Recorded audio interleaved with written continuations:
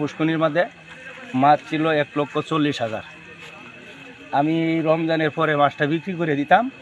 তখন গেছে রাত্রে আমি গেছিলাম পাটলি আগুন লাগিয়েছিল, আমার রিং দিছে, আমি ইপি সদস্য হিসাবে রিং দিছে। আমি ওই জায়গাতে যাই, যখন রাস্তার দিকে আসি তখন দেখি লিঙ্গনি মারিয়া যাইতেছে কামাল করে নাম।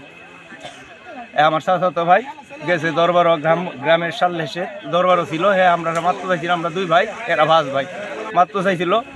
গেছে রাত্রে আমি যখন পাটলি থেকে আসি তখন লিঙ্গনি বাইরে এসে যাইতেছে। যাওয়ার পরে এটা আমার অনুভব করে দেখলাম সে এই কাজটা করছে। তখন আমি বাড়িতে দেখি আমার মাছ সবগুলা মরা। হ্যাঁ, আমার ওয়াইফে আমার ডাক্কা তুলছে, আমি বাড়িতে ঘরে ঢুকেছিলাম, তখন আমার ওয়াইফে ডাক্কা তুললে দেয় মাছ, আমি সব মাছ মারা। আমার এনে ইনভেস্ট 12 থেকে 13 লক্ষ টাকা আমার ক্যাশ টাকা। এটা যদি বিক্রি করতাম তাহলে মোট 20-25 লক্ষ টাকা আমার ইনভেস্ট হতো। যাতে আইনের বিচার পাই, আমি এটা আপনার কাছে আমার যাতে সুষ্ঠু আমি বিচার পাই। সব মাছ মরে নিজ ভাইয়া জায়গা ভাই, আমরা অনেক কষ্ট করি এদিকে লইয়া মুলা হান লইয়া চলি।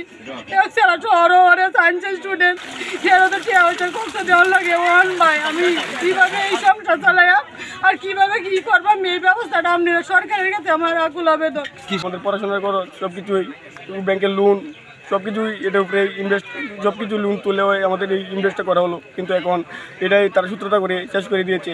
আমাদের এটাই সুষ্ঠু বিচার চাই। আমাদের পড়াশোনাগুলো আর্থিক অবস্থা হচ্ছিলো, তা সব কিছুই পুষ্করে তারাই পরিচালিত হতো, কিন্তু এখন শেষ করে দিয়েছে তারা সূত্রতা করে বিষ পালিয়ে। এখন এটা আমাদের সুষ্ঠু বিচার।